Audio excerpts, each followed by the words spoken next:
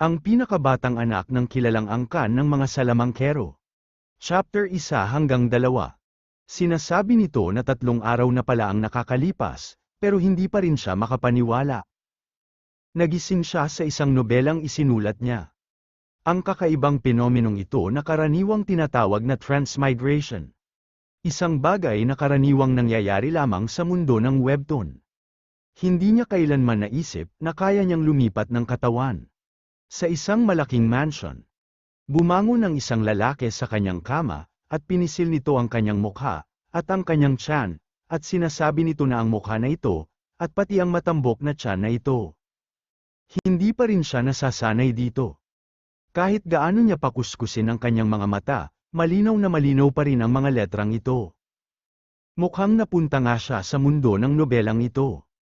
Pero sa lahat ng tao, kailangan talagang isa siyang sawimpalad na side character na papatayin ng sarili niyang kapatid pagkalipas ng 9 na taon. Ang unang araw, biglang niyang binuksan ang mga mata nito, at bumangon ito sa kanyang kama, at bigla na lang itong sumisigaw, at tinatanong nito na kung anong oras na. Nagulat naman ang katulong nito at agad-agad ito humingi ng paumanhin. Napatingin dito ang ating bida, na si Rosen, at lumuhad dito ang katulong nito, at takot na sinasabi nito na siya ay nakagawa ng matinding kasalanan. Nakikiusap siya na patawarin niya siya. Nagtataka at sa isip-isip ni Rosen na kung sino siya. Hindi siya mukhang Koreana. Pero hindi rin naman siya eksaktong mukhang taga-kanluran. Tinatanong ni Rosen na kung nasaan siya. Bigla na lang inuntog ng katulong nito ang kanyang ulo sa sahig, at sinasabi nito na paumanhin. Hindi niya siya nagising sa tamang oras dahil hindi niya alam na maaga siyang gigising ngayon. Parang awa niya na, huwag niya siyang idamay. Kasalanan niya ang lahat. Nang laki naman ang mga mata ni Rosen, at nagtataka at naguguluhan sa lahat ng mga nangyayari. Bigla itong tumayo, at gulat na tinatanong nito kung ayos lang ba siya. Sumisigaw ang katulong nito, at nagmamakaawa na huwag siyang saktan. Bigla na lang itong nahimatay, at nagtataka at sa isip-isip nito na nahimatay na siya noong tumayo lang siya. Iyan ang nangyayari noong unang araw. Lubos na nabigla ang kanyang isipan. Makalipas ang 2 araw. Ang pangalan niya ay Rosen Maiden. Hindi si Cha Min-sung. May nakilala siyang batang lalaki kanina. Nagbigay galang ito at sinasabi nito na batang Panginoon, itatala niya ang kanyang pang-araw-araw na talaan. At sa isip-isip ni Rosen na ang pangalan ng batang lalaki ay Champton. Nagtataka naman si Rosen na kung bakit may daily log. Sinasabi ni Champton na tama. Paumanhin. Mabilis lang ito. Lumapit si Rosen at sa isip-isip nito na naaalala niya na kung ano ang daily log. Ito ang mga tagapagmana ng mga tanyag na angkan, na nauuwi sa pagkakaroon ng mahigpit na pagsubaybay sa kanilang pang-araw-araw na buhay. At mayroong nakatalagang tao para magtala ng mga pang-araw-araw na gawain ng kahalili. Ganito ang karaniwang pang-araw-araw na buhay hanggang sa sumapit siya sa edad na 14 at simulan ang paglalakbay pananampalataya. Napalingon si Champton sa kanyang likod at biglang nagulat ito nang nakita nito sa kanyang tabi si Rosen, at napapasigaw at natamba ito, at agad itong humingi ng paumanhin at sinasabi nito na lilinisin niya agad ito. Bigla na lang paparating ang sipa ni Rosen, at napapamura ito, at sa isip-isip nito na kusang gumagalaw ang katawan niya, habang tinitingnan ng batang lalaking ito, na maitim ang balat, pakiramdam niya, kailangan niya siyang sipain. Para bang nakaprogram ng ganoon ang katawan niya.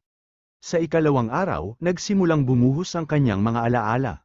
Ang mga alaala ni Rosen Maiden, kumbaga. Sa edad na 4, sa pagbugbog sa mga katulong gamit ang isang larwang patpat. Isa sa mga lingkod na yun ay si Hampton. Sa edad na 5, natuklasan niya ang lihim na katotohanan sa likod ng kanyang pagsilang. Sinasabi ng batang Rosen sa isang babae na ang isang taong katulad niya ay ang nanay niya. At batid nito na si Rosen Maiden ay anak ng patriarkang si Decatra at ng lingkod na si Soso. Lubos na kinatatakutan ni Rosen si Decatra, pero hindi siya natatakot kay Soso kahit kaunti. Minumura ng batang Rozan ang babae, at dinuduraan. Napahawak ito sa kanyang ulo, at sa isip-isip nito na nahihiya siya na ang mga ito ang kanyang mga alaala. Anyway, noong 7 taong gulang pa lang siya noon. Talagang may pambihirang talento si Rozan sa pagiging isang tarantado. Napakarami pang ibang insidente, na masyadong matagal bago may salaysay ang lahat ng mga ito. Matapos maging napakakulit sa edad na 7, naganap ang talagang malaking pangyayari noong siya ay 8 taon at kalahati ang edad. May binubugbog ang batang Rozan at sinasabi nito na ang bobo at pangit niyang babae. Oras na para maging punching bag siya. At sa isip-isip nito na si Rozan, na isang tunay na edgelord, na uwi sa pambubugbog kay Rosalyn, isang 6 na taong gulang at kaisa-isang anak na babae ng isang tanyag na angkan ng mga martial artist. Dahil dyan, kinailangang yumuko at humingi ng paumanhin ang kanyang ama na si Decatra sa pinuno ng angkan ng Grendel. Bago magsyam si Rozan, nauwi sa halos pagpapatapon sa kanya sa liblib na lugar na Maple Annex. Kahit noong nakaraang ilang araw lang. Sumisigaw at sinasabi ng batang Rozan na dalhan niya siya ng Verdant chocolates. At sa isip-isip nito na si Rozan Mayton. Isa siyang karakter na lumabas sa nobelang isinulat ni Cho Sungman, ang ibig niyang sabihin na siya. Totoo rin na isinulat siya ni Cho Sungman bilang isang tunay na bastardo. Gayunpaman, hindi pa siya nakapagsulat ng ganoon kadetalyadong backstory at setting para sa isang side character.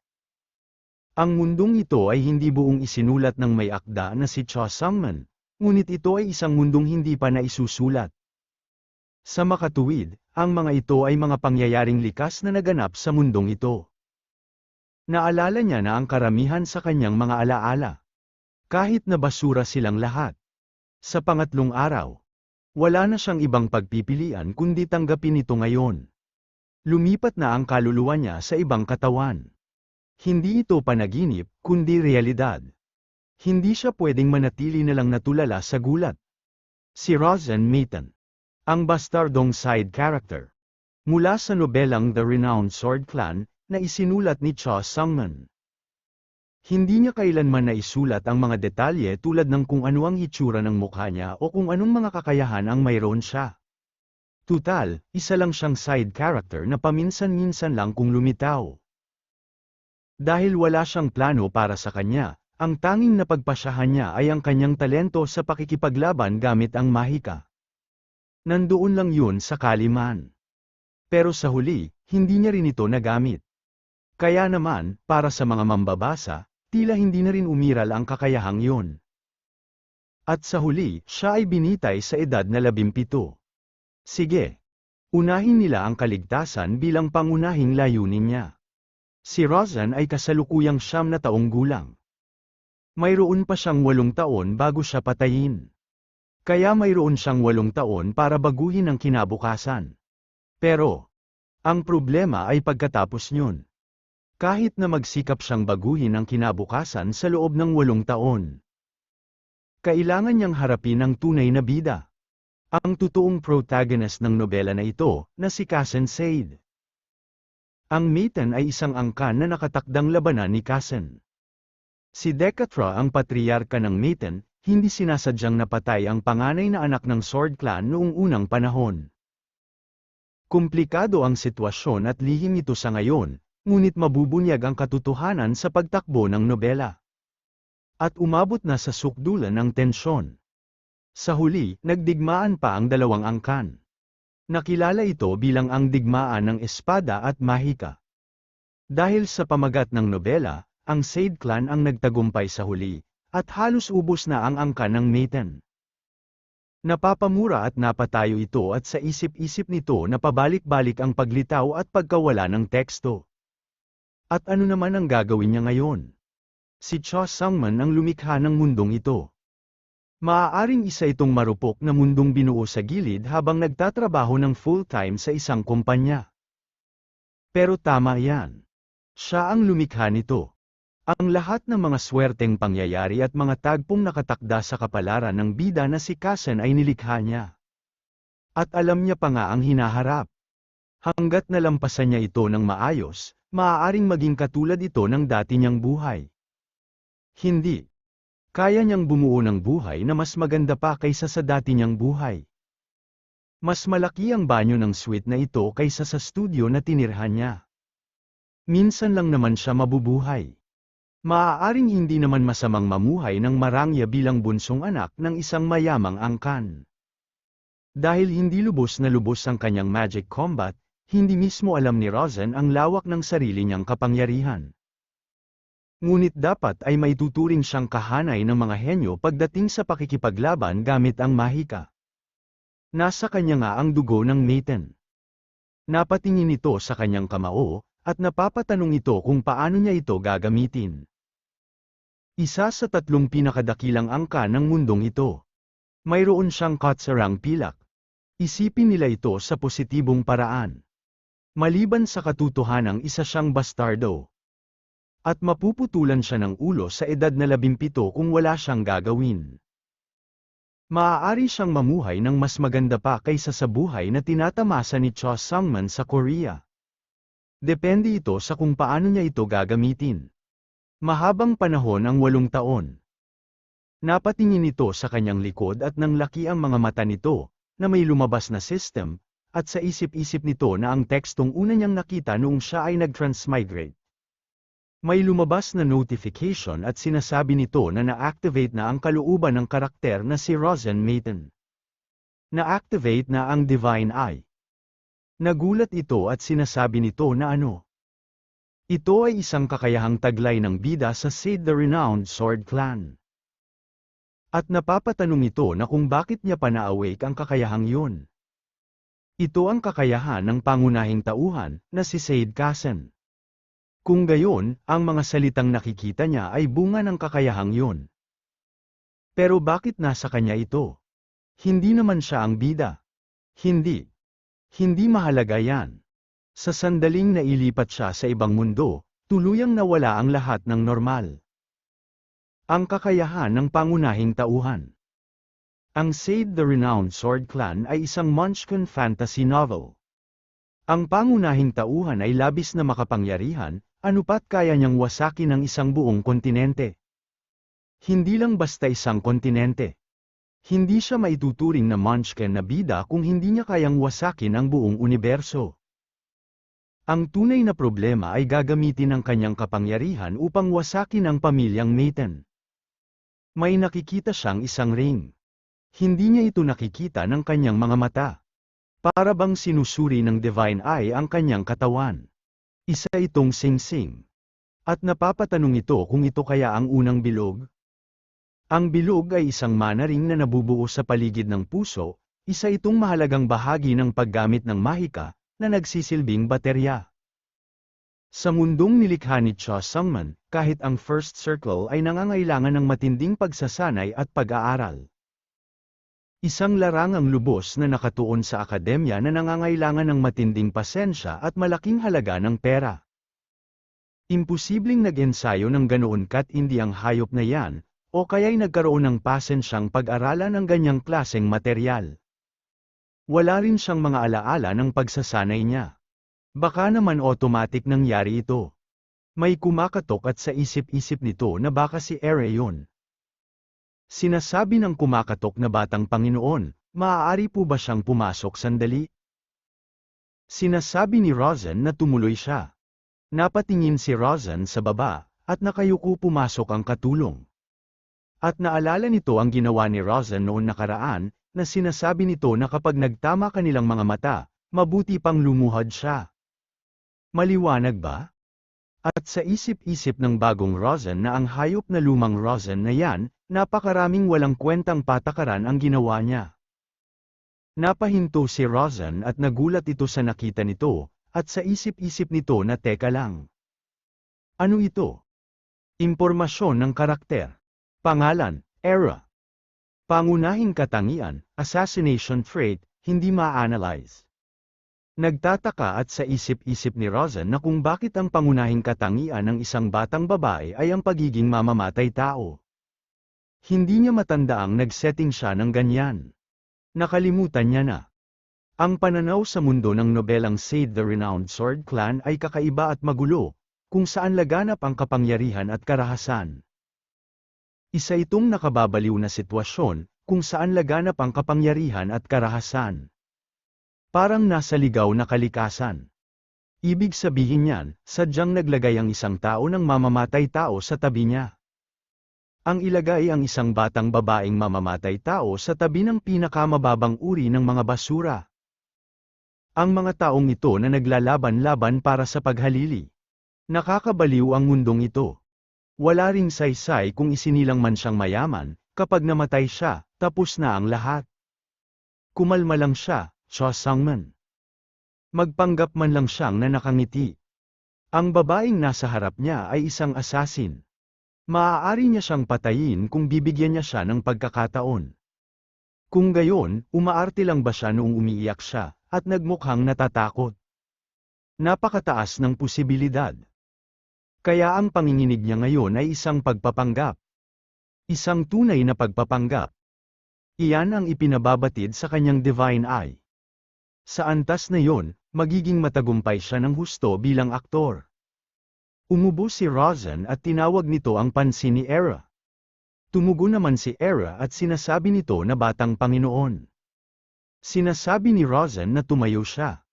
Dalhan niya siya ng mga Verdant chocolate. Nagtataka naman dito si Era at sinasabi nito na isang chocolate. Sa isip-isip ni Rozan na lumabas na muna siya. Hayaan niya muna siyang mag-isip ng maayos. Sumisigaw at sinasabi nito na pinagdududahan niya ba siya ngayon? Agad-agad naman umalis si Era at sinasabi nito na hindi naman. Kukunin niya na agad ang mga ito. Sinarado niya na ang pinto, at nagstay pa siya sa likod ng pinto, at napapatanong ito kung ano ito. Hindi niya eksaktong maipaliwanag sa mga salita. Mayroong kakaiba na naiiba kaysa noon. Ganito rin ito noong nakaraang ilang araw. Para bang nagbago ang atmosfera sa paligid niya? Bagaman hindi niya tiyak kung ano. Talagang may nagbago. Kahit na napaaga, siguro dapat niya itong iulat sa kanila. Umalis na ito sa harap ng pintuan. Umupo na si Rozan at sa isip-isip nito na ngayon, suriin na nila ito. Si Rozan Maiden, na siya na ngayon, ay ipinatapon sa Maple Annex. Tuluyan na siyang itinaboy palayo sa paningin ng kanyang ama at inalis sa linya ng paghalili sa trono. Walang pagkakataon si Rozan Maiden na maging kandidato bilang tagapagmana sa Magic Clan, ngunit sa kanyang kaso, isang biyaya iyon.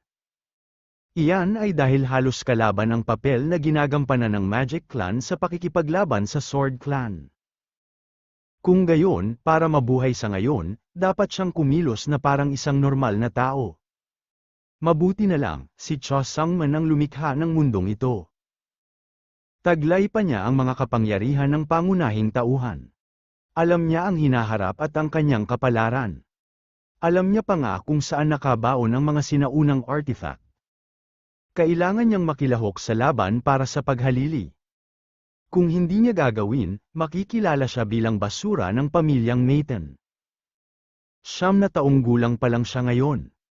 Magiging 10 na siya kapag sumali na talaga siya sa labanang yun.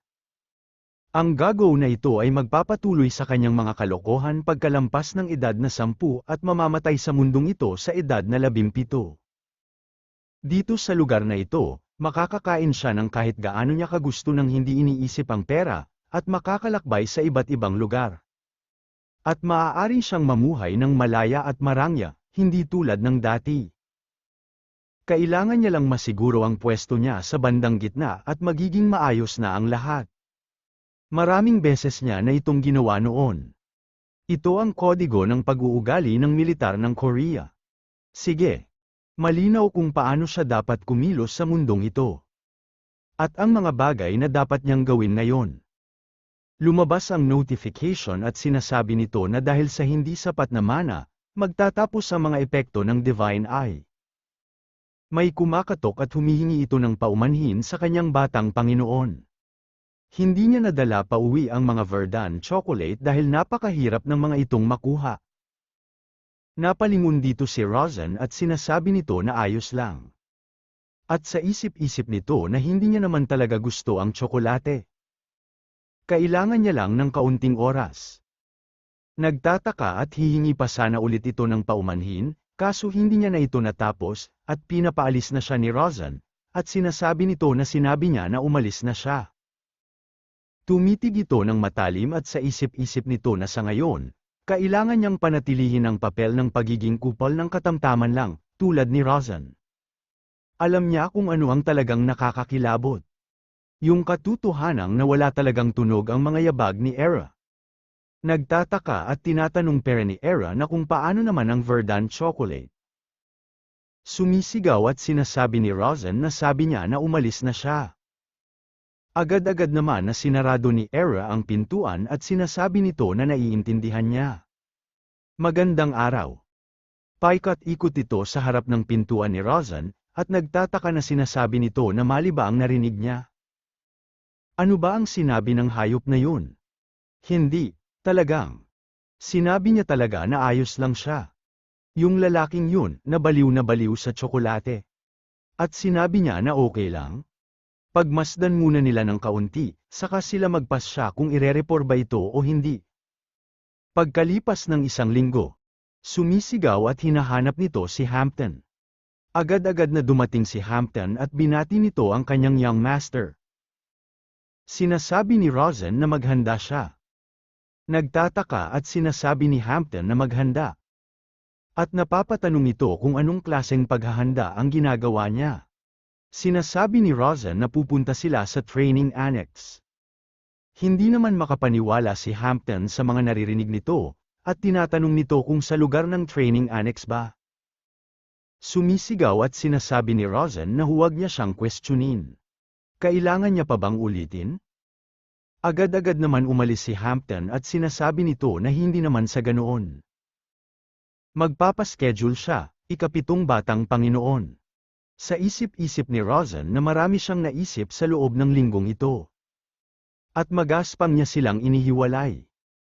Una sa lahat, upang mabuhay, kinakailangan niyang sumali sa laban para sa paghalili at kumilos bilang isang disenteng tao. Pangalawa, upang kumilos ng maayos, kailangan niyang magsanay ng mabuti. Sa huli, kailangan niyang mabuhay sa anumang paraan at maging independent. At para magawa yun, mayroong isang napakahalagang bagay na kailangan niyang tiyakin. Ang First Ring, Magic Combat, at ang Divine Eye na taglay ni Rozan. Dumating na sa wakas ang araw para subukan ang mga ito.